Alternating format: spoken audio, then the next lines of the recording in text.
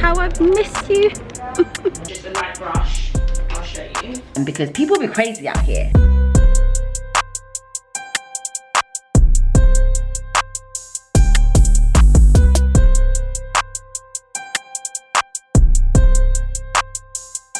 Hi guys, welcome back to my channel. I am back with the weekly vlog. Yeah, there was no weekly vlog last week. If you guys follow me on Instagram, you would have known that I basically oh, actually, if you watch my last vlog, you would know that I actually dropped my camera, broke it, and had to take it in to get repaired. It's taken so long for them to repair it. I literally only just got an email this morning telling me that my camera's fixed now, but they literally had my camera for like 2 weeks, so I couldn't vlog last week. I tried to vlog on my phone, and honestly guys, I do not like vlogging on my phone. Like, I just wasn't feeling it, and I tried to look past the fact that it's not my camera, it's not the same quality, it's not the same vibe, but I just couldn't like overlook the fact that I was vlogging on my phone, and I just didn't like the way that it looked, and it was just really annoying. I just didn't feel motivated to vlog on my camera, on my phone. So I thought, you know what, I'm just not gonna be able to vlog, and I just didn't vlog last week because I just I need my camera back. I was gonna go to the gym, but because I just got that email, I'm like, you know what, I'm gonna have to go to the gym after. Let me go and quickly pick it up, and then when I get back home, I'll get ready and go to the gym. That's what I'm gonna do. Okay, today's Monday, start of a new week. Last week was a bit wild. If you guys saw on my stories, I had some situation where some random guy came to knock on my door and said that he wanted to check my gas, and it was like out of the blue. I had no notification from the council or anything to tell me that someone was coming round. And furthermore, I don't actually have gas in my flat. I have only electricity, so everything is electric. I don't have gas. I don't use gas in the property, so it was kind of weird that someone was coming over to check my gas.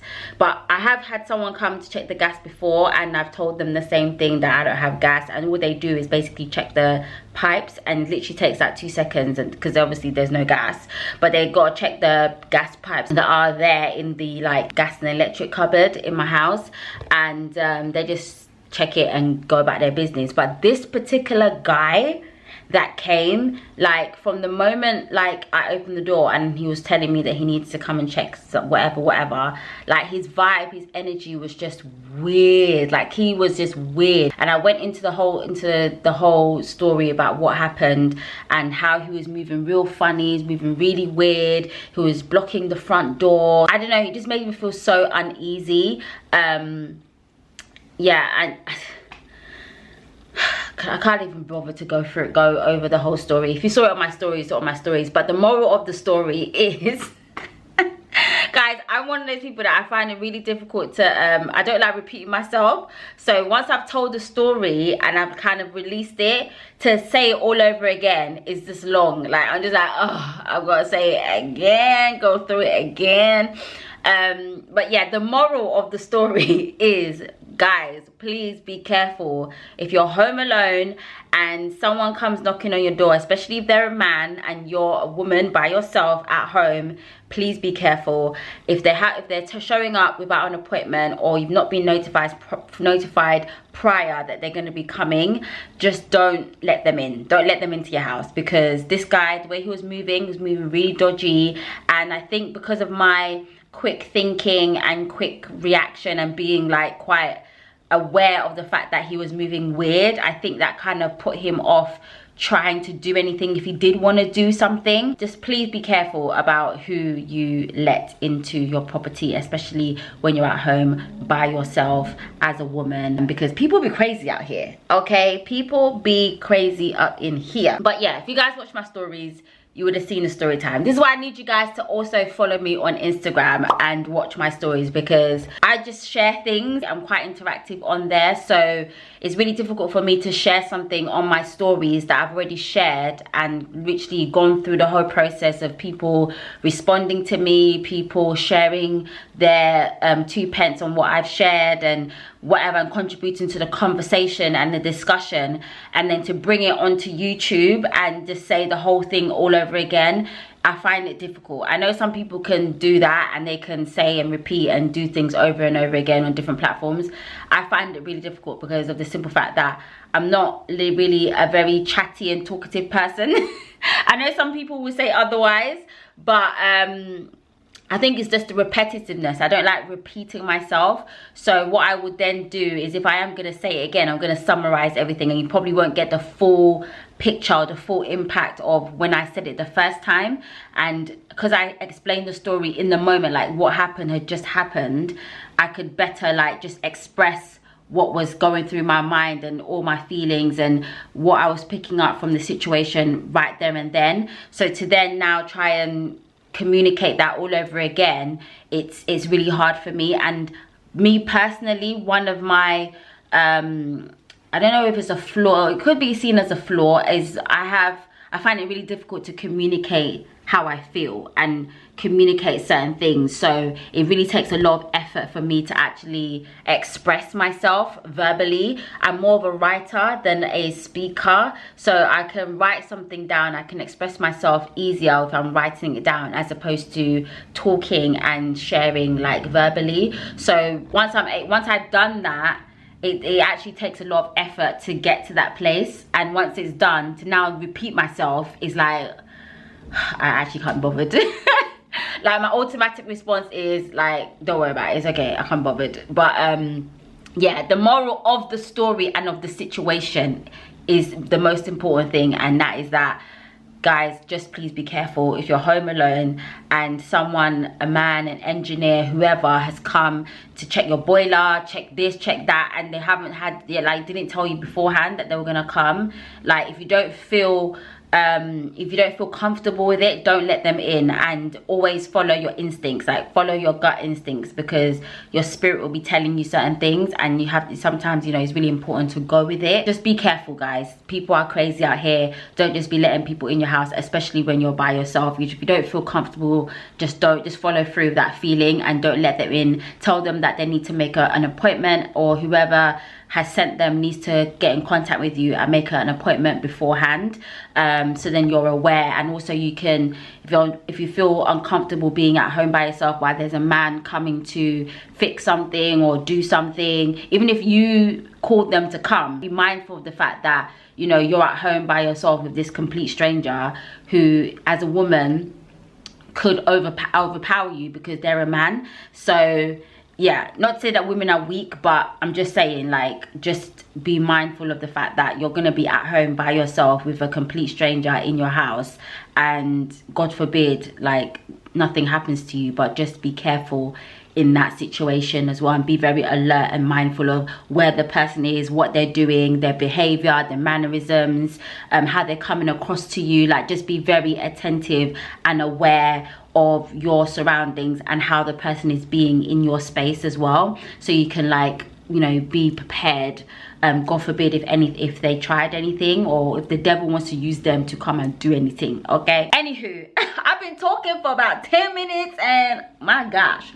So yeah, for someone that doesn't talk a lot, I've been talking for ages right now at the start of this vlog. But yeah, so today's Monday, Natan is at school. I am gonna go and pick up my camera, my Sony a5-100 camera. A lot of you guys ask me what camera do I use to film. It's a Sony a5-100 camera. I might just leave it in my description box, because at least every video I post, there's at least one person asking me what camera do I use. And also, guys, if you need information about stuff, check the description box first, just in case if I have already put it in there. If you see something, or if I'm sharing something, if I'm talking about something, just go straight to the description box and see if I've put a link or put the information or details in the description box first, before typing, oh, how can I get this, or where do I get this from, or da-da-da-da-da. So always check the description box, guys. Even me, when I'm watching YouTube videos and I see something, I automatically just go straight to the description box to see if the person I'm watching has put the information or details in there. But the camera that I'm using right now is my new camera. Yeah. So basically, I was so annoyed by the fact that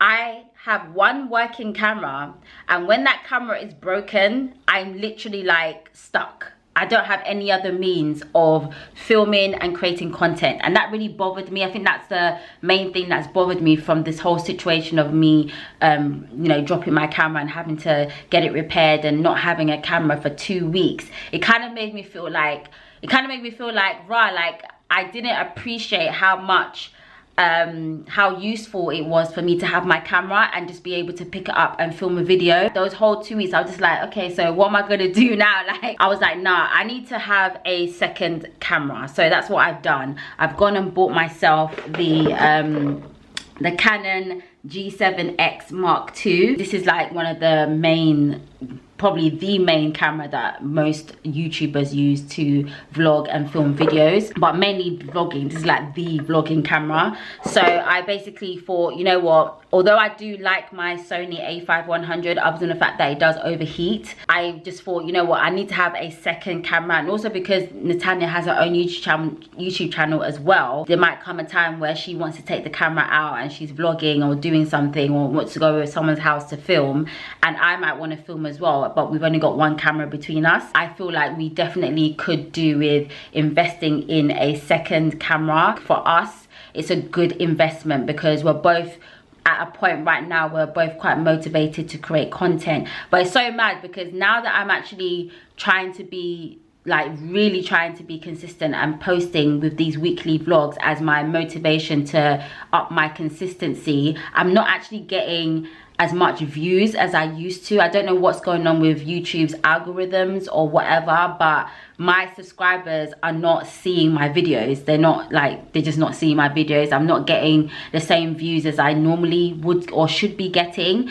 So it is a little bit disheartening, especially when you're at a point where you feel the most motivated to make videos and post content and be really, really consistent. Because you're like, when I wasn't being consistent and I was posting like once a month, if that, I was getting more views. And then now that I'm actually being more consistent and posting more regularly, I'm not getting the same views. So it's like, wasn't the whole point of me being consistent was so that I could, you know, grow and have more people seeing my content and growing in subscriber numbers and stuff like that? But yeah, anyway, it is a little bit disheartening, I'm not gonna lie. But even in times like this, you just have to keep going. Like, you just have to keep putting out the content that you want to put out, and I can't really let it discourage me, because, you know, I'm not only doing it for views, I'm not only posting videos for views, but obviously not getting the views that you should normally get or that you should be getting can also still be disheartening. I'm not gonna lie, let's keep it real. You don't go through all the effort of filming and editing, all the hours and the effort that you put in to create a video, create content and put it out, and then like your subscribers aren't even seeing a notification, or they don't even have maybe they don't have their notifications on, or like they're just not getting the content that you're putting out for them. But at the same time, you can't let the numbers kind of get to you and put you off, because you don't want to be in a space where you're just doing things for numbers, or you're just doing it to get views, and that's also a dangerous place to be in as well. So it's kind of like having that balance of still remaining your authentic self and still putting out the content that you want to put out, putting out the content that you think that, you know, that you feel that your subscribers will enjoy. And even if they're not getting to see it, at least, you know, the content is there. And then hopefully, if, you know, things improve, they have that content there for them to see and be encouraged by or entertained by, or whatever the case may be. So yeah, I'm trying not to let that get me down, and I'm just gonna still continue to try my best to create the content I want to create and still make videos, and just get into that rhythm of just being consistent and making YouTube a priority for me, because I've never really made it a proper priority. So yeah, I'm just gonna still continue to push through. And in me buying this second camera is, you know, part of me just, you know, making that investment in myself and being like, you know what, I don't like the fact that I'm relying on one camera in order for me to create the content that I want to create. If one camera is not functioning, I want to know that I have a second camera that I can use, and I can still continue to create the content I want to create. So far, I'm loving it. I'm still trying to figure out all the nitty gritty bits, all the settings and stuff like that, but hopefully this looks good for you guys. What else am I doing today? I have like little errands that I need to get done today, like go to the post office. I bought a car back in May, and prior to me buying my car, I wasn't like, I can drive, but I hadn't owned a car, like my own car, in like years. And that was mainly because I just didn't have the finances to do that. Like I was broke. Like when I tell you, there's a whole story time, but I used to be homeless. Like I was literally homeless with Natanya for 2 years. I was homeless. I was really struggling, and I barely had any money. I would literally count every penny and every pound to make ends meet. Like that's how I was living.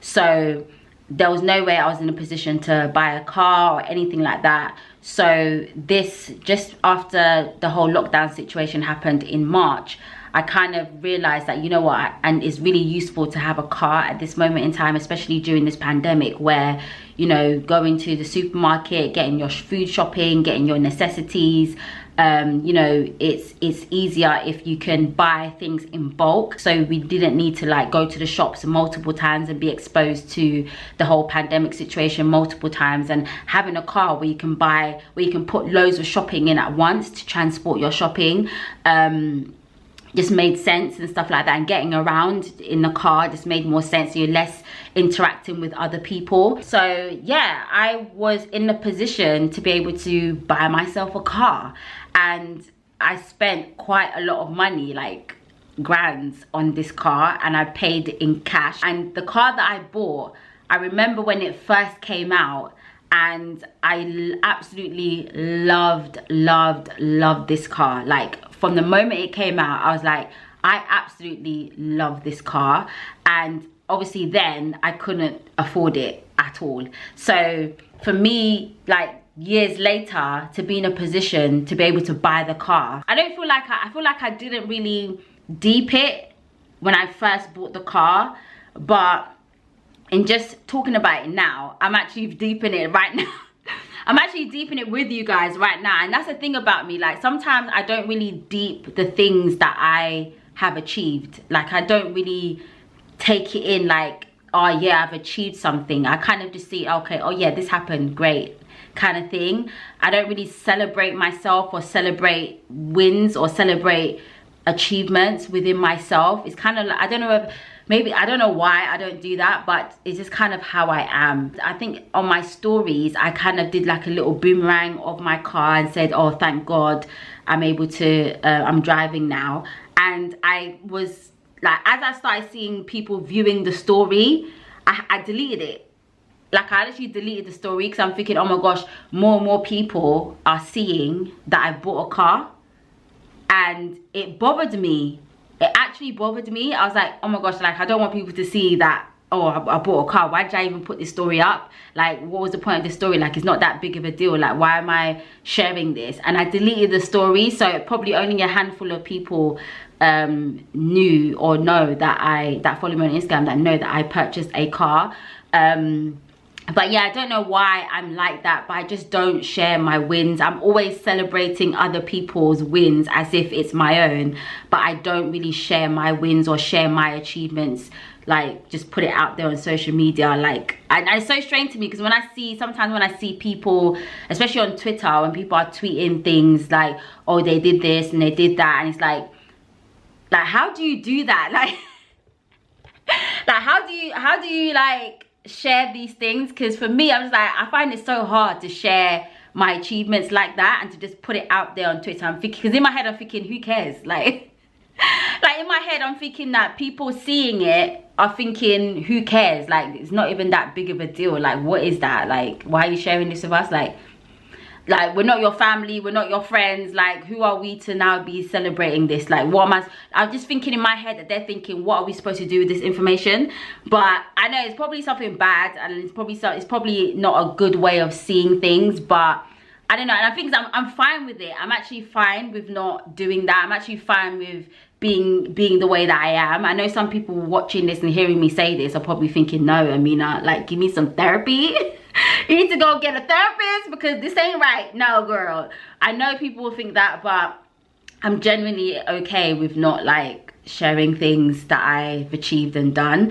I'm more likely to share and be happy for other people and share their wins and share their achievements and big them up and make lots of noise about it than my own, which I guess is a little bit sad, but I think because I'm like kind of okay with it, it's like, okay, fine. And I also think to myself that no one really, I kind of sometimes feel like no one cares about what I've achieved or whatever. Like, it's not like, I don't know, but anyway, the whole reason why I'm even talking about me buying a car is because this is one of the errands I need to run today, and why I'm going to the post office. I need to sort out my logbooks. You know, when you buy a car and you have the new keepers registration, because of the whole COVID-19 situation, DVLA, which is like the where you basically register the fact that you own a car in the UK and you are driving it around, or you sold a car, or you no longer own a car. You kind of have to register this information to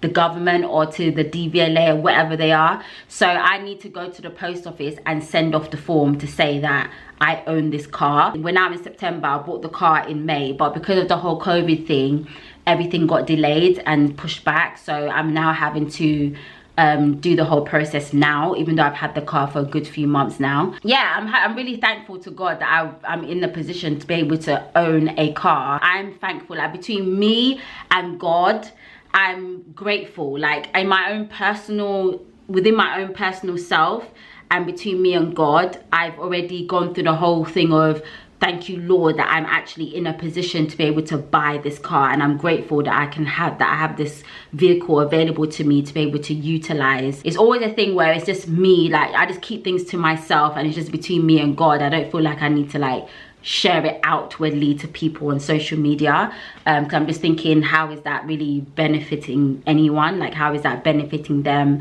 But I guess, you know, it encourages people who may be in a position where they feel like there's no way they can afford to buy a car, and to see someone like me who literally couldn't afford to do anything and was homeless, I'm now in a position years later to be able to buy a car that I couldn't even dream of buying years ago, and a car that I really loved, I really liked. It's not even and the thing is, it's not even no big fancy cars, not no Mercedes, it's not an Audi, it's not a Range Rover, it's not any kind of like big flashy car. But when the car came out, I just loved the car.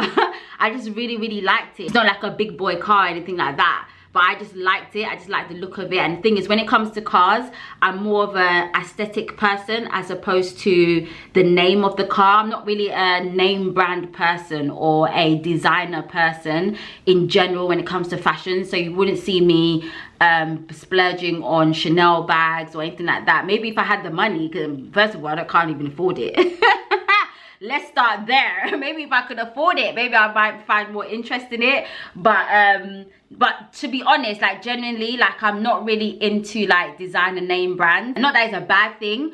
Obviously if you're into it, then great, that's fine. But I've never kind of been into that kind of stuff. So to be thinking about, oh, I need a big boy car, or I need a Mercedes, or I need an Audi or a Range Rover, like I never, that thought process doesn't go through my mind. I just want a car that looks nice.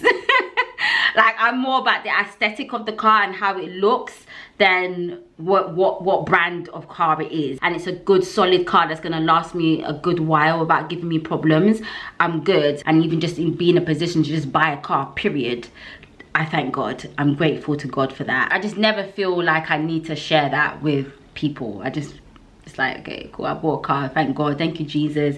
Between me and God, we have spoken, we've given God the glory, and we keep it pushing.